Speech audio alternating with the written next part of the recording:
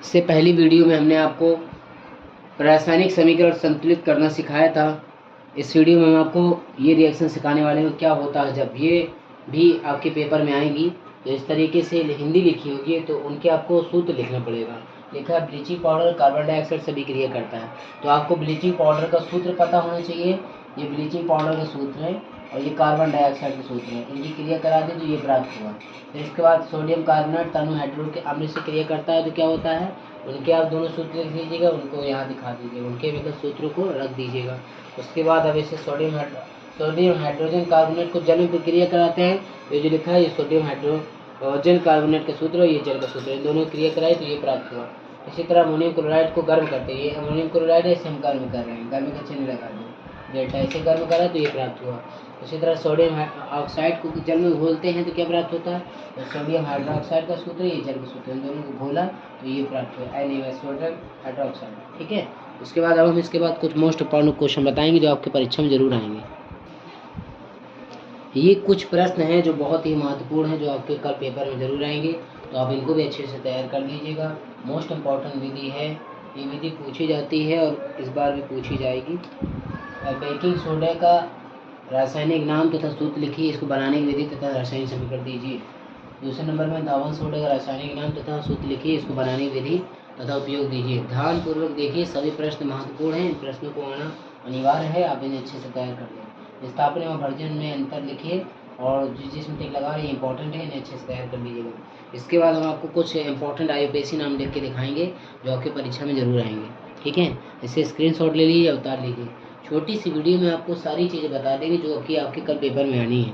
Video ज़्यादा लंबी नहीं जाएगी, आपको टेंशन लेने की ज़रूरत नहीं है, बस आप पूरी वीडियो देखिएगा। ये वीडियो आपके लिए बहुत ही ज़रूरी है क्योंकि अगर आपने ये वीडियो पूरी देख ली तो ही आपका पेपर अच्छा जाएगा। ठीक है, स्क्रीनशॉट मान लिया, आगे देखिए।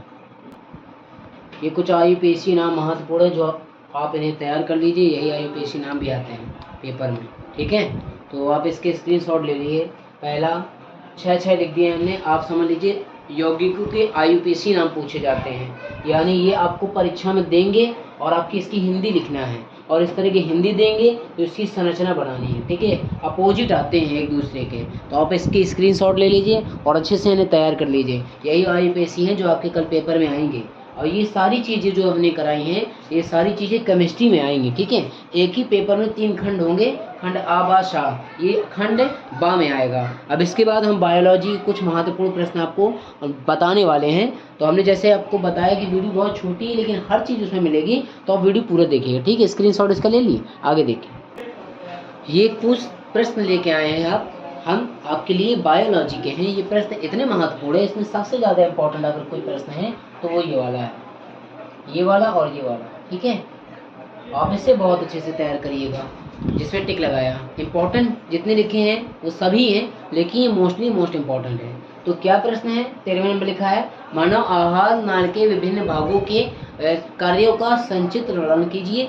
14 में लिखा है धमनी तथा शिरा में अंतर लिखिए। 15 में लिखा मनुष्य के श्वसन तंत्र का वर्णन कीजिए। 16 में लिखा मानव हृदय के विभिन्न भागों का नामांकन चित्र बनाइए। मैं जल्दी इसलिए समझा रहा हूँ ताकि आपको कम समय में अच्छी चीज़ें मिल जाए, वीडियो छोटी हो और आप उस छोटी वीडियो में आपको हर चीज़ मिल जाए। ठीक है, तो इसलिए आपको वीडियो कैसी लगी आप कमेंट में ज़रूर बताइएगा। दूसरी बात, जो आपका 15वां प्रश्न है वो कह रहा है मनुष्य में श्वसन तंत्र का वर्णन कीजिए और 16वां है मनुष्य हृदय के विभिन्न भागों का नामांकन चित्र बनाइए। चित्र बना करके आपको उसकी हेडिंग लिखना है। और 17वां रक्तनाली यानी प्राणी की संरचना तथा उसकी कार्यविधि तथा का विस्तार से संचित्र वर्णन कीजिए। ठीक है, और 17वां है तंत्रिका तंत्र, ये बहुत इंपॉर्टेंट, न्यूरॉन ये भी आ सकता है और मानव मस्तिष्क तो आना ही आना है। और परिवार नियोजन से आप क्या समझते हैं। इसके बाद हम आपको 3 हेडिंग इसको हटाने के बाद बताएंगे, जो भी वो भी आपकी आ सकती हैं। कहिए तो इसी में बता दें तो हाँ यहाँ पे जगह है, आप इधर पे समझ लीजिए कि क्या आ सकता है। देखिए मैं यहाँ पे इतने में बता दे रहा हूँ, ठीक है, आप समझिए।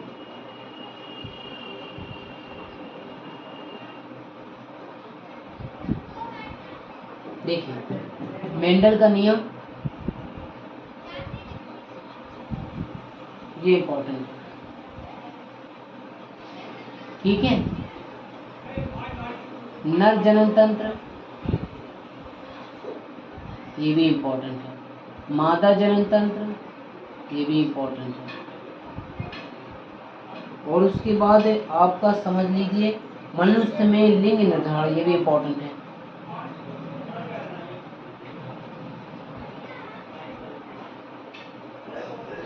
लिंग निर्धारण, ठीक है, ये मोस्टली थे जो मैंने आपको बता दिए, आप इसे भी उतार लीजिएगा, ठीक है। जगह नहीं थी इसलिए मैंने साइड में लिख दिया, तो आपको समझ में आ रहा है ना। आप जूम करके स्क्रीनशॉट ले लीजिएगा। मेंडल का नियम, जनन तंत्र कौन सा, नर का, और दूसरे में लिखा है मादा जनन तंत्र। अगर इसके आगे लिखने लिखिए नर जनन तंत्र है ये, ठीक है, नर है, नर जनन तंत्र, मादा जनन तंत्र, मनुष्य में लिंग के निर्धारण और मेंडल का नियम, ठीक है। आप समझ लीजिए मोस्टली महत्वपूर्ण से ज़्यादा ही महत्वपूर्ण, वेरी महत्वपूर्ण प्रश्न है ये, अपने अच्छे से जरूर तैयार कर लीजिएगा। इसके बाद हम आपको फिजिक्स के सवाल बताएंगे, फिजिक्स के प्रश्नों को बताएंगे। तब तक आप स्क्रीनशॉट ले लीजिए, हम आपके लिए नेक्स्ट क्वेश्चन लेके आते हैं।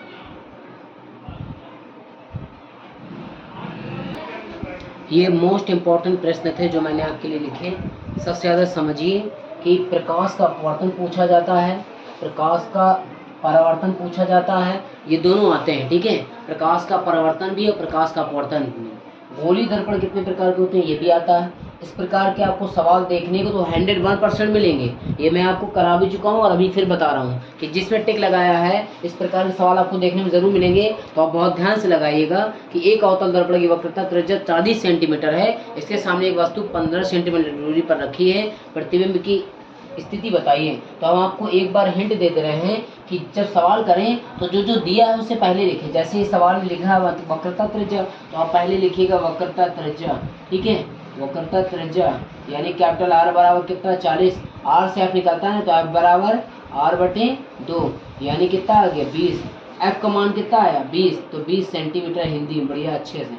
फिर उसके बाद वस्तु की दूरी है तो यानी u बराबर कितना 15 सेंटीमीटर। फिर उसके बाद क्या है v निकालना है तो v बराबर प्रश्नवाचक। फिर उसके बाद हिंदी लिखिएगा दर्पण के सूत्र से, क्या लिखिएगा दर्पण का सूत्र से, सूत्र लगाइएगा 1/f बराबर 1/v प्लस का 1/u, इस तरीके से सूत्र लगाना है। दिखाई दे रहा है, हाँ इस तरीके से ये सवाल लगेंगे इसी सूत्र से। लेकिन याद रखें कि पहले अच्छे से सभी मानों को निकाल के दिखाइएगा कि f कितना दिया है, u कितना दिया है, v कितना दिया है, उसके बाद ही सवाल को हल करिएगा। कहीं कहीं पे आपको एक्स्ट्रा चीज़ें देखने को मिलेगी ये, तो इसके लिए एक फार्मूला लगता है m बराबर v/u o/i, ठीक है, ये फार्मूला लगता है।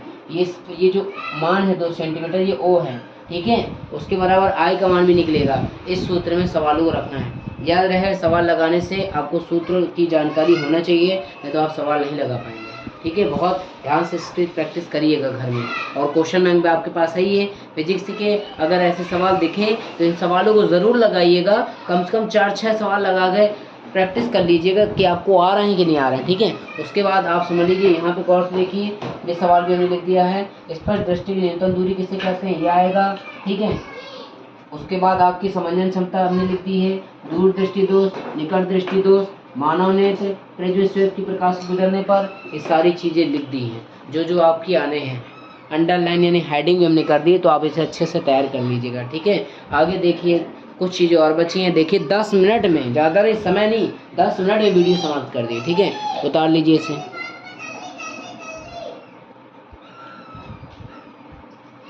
उतार लिया, ठीक है भाई। आगे देखिए,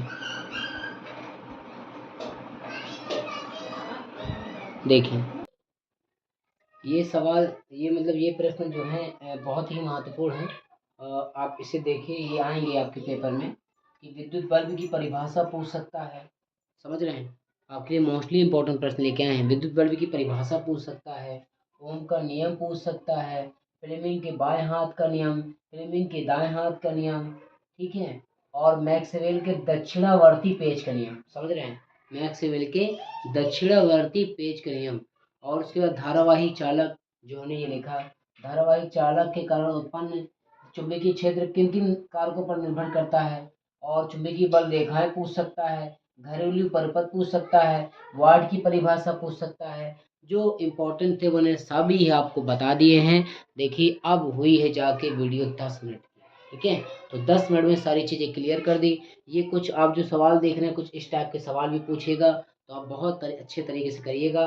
सवाल के जो सूत्र थे वो भी हमने लिख दिए कि अगर से आप समझ लीजिए परिपथ समांतर क्रम में है तो ये लगेगा, और श्रेणी क्रम में है तो ये वाला सूत्र लगेगा। ठीक है, दोनों का हमने सूत्र लिख दिया है। आराम से आप प्रैक्टिस करिएगा, लेकिन इन सवालों को ज़रूर लगाइएगा। अगर आपने ये सवाल का प्रयोग नहीं किया, आप समझ लीजिए आपको समस्या आ जाएगी।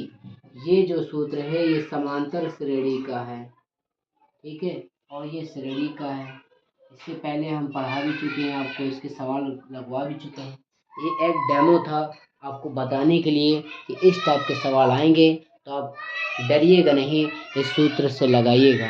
और जो आपके उत्तल और अवतल दर्पण से सूत्र आते हैं उसके लिए जैसे आपको हम बता दें, यहाँ पे एक हिंट ले लीजिए आखिरी समय।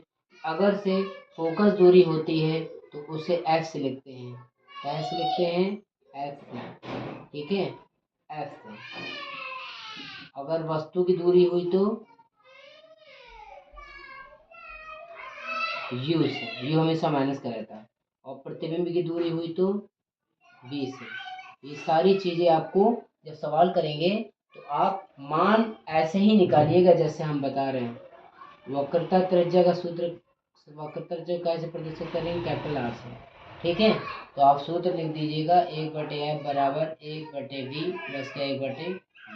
इस सूत्र से वो वाले सवाल लगेंगे अवतल उत्तल दर्पण वाले, ठीक है। पूरी वीडियो समाप्त हो रही है, आपका पेपर अच्छा जाए, आप तैयारी करिएगा, यही ईश्वर से प्रार्थना है। तैयारी करते रहें, मिलते हैं आपसे अगली वीडियो में।